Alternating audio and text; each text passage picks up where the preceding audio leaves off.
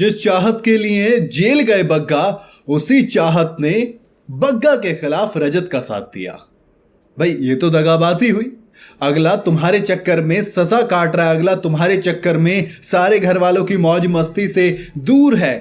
हेमा शर्मा जो कि उनके साथ जेल में बंद है, चाहत के लिए वो भी जेल गई हैं, वो फ्रस्ट्रेट भी हो चुकी है, लेकिन अभी तक बग्गा ने एक बार भी अपनी फ्रस्ट्रेशन जाहिर नहीं की। लेकिन ऐसा लगा कि चाहत ने उनका साथ नहीं दिया। भैया आपको पता चल गया होगा, अब तक आपने देख भी लिया होगा कि बिग बॉस के सीजन 18 में पहली लड़ाई बग्गा और रजत दलाल के बीच हुई। वो मोटरसाइकिल वाला और गाड़ी के एक्सीडेंट वाला इंसिडेंट की बात शुरू होती है और बग्गा थोड़ी सी बस बात करना चाहते हैं कि रजत दलाल उन पर भड़क जाते हैं।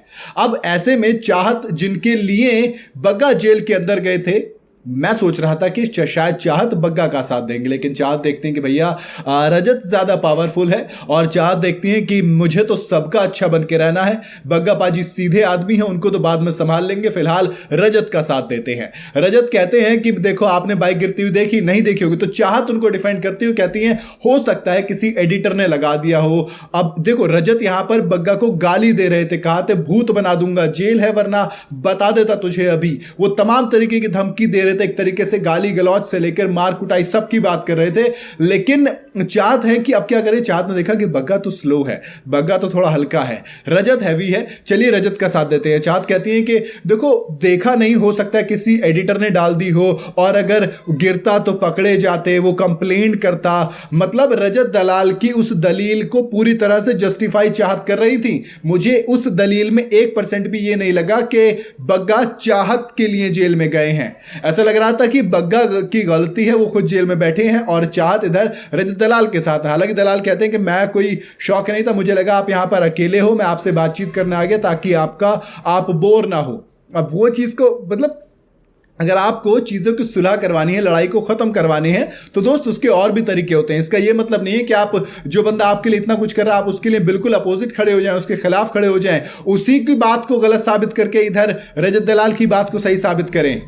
मेरे हिसाब से गलत है। बाकी चाहत की बात करूं तो चाहत जब सबसे पहले कंटेस्टेंट थी और बिग बॉस ने उन्हें कहा था कि आपके हाथ में एक चाबी है, ये चाबी जेल की चाबी है। अगर आप किन्हीं 2 कंटेस्टेंट को मना लेंगी तो आपको जेल नहीं जाना पड़ेगा, वरना आपको खुद जेल में रहना पड़ेगा। अब क्या होता है, अब चाहत थोड़ा सा दिमाग लगाती हैं और थोड़ी सी चाहत क्या करती हैं, मासूमियत दिखाती हैं। पहले बग्गा से बोलती, बग्गा पाजी कहते हैं चलिए ठीक है आपके लिए इतना कर लेंगे। उसके बाद वो हेमा के पास जाती हैं, हेमा भाभी जो वायरल भाभी हैं सॉरी, वो क्या करती हैं, वो कहते हैं मेरी चाहत से पहले बात हुई थी इंस्टाग्राम वगैरह पे, तो चाहत और मेरी दोस्ती की वजह से मैं चली गई। अब भैया चाहत उनके लिए भी रोई और उनको रुलाया भी। इसके अलावा बग्गा का तो खैर साथ नहीं दिया। ये मेरे लिए सबसे डिसअपॉइंटमेंट वाली चीज़ थी। मेरे हिसाब से चाहत को बग्गा का साथ देना चाहिए था, क्योंकि हम सब ने वो वीडियो देखा था और बग्गा कुछ भी गलत नहीं कह रहे थे कि दुनिया ने देखा था उसमें बाइक गिरती है।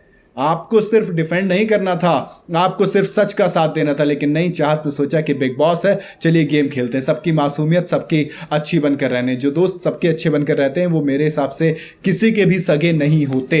मेरे हिसाब से चाहत ने बग्गा को धोखा दिया है। आपके हिसाब से क्या लगता है, आप अपनी राय कमेंट में जरूर बताइएगा। वीडियो अगर आपको पसंद आई हो तो इसे लाइक और शेयर जरूर करें। जाते जाते चाहत को कह रहा हूँ टमाटो टॉक, इसको फॉलो और जरूर करते जाइएगा।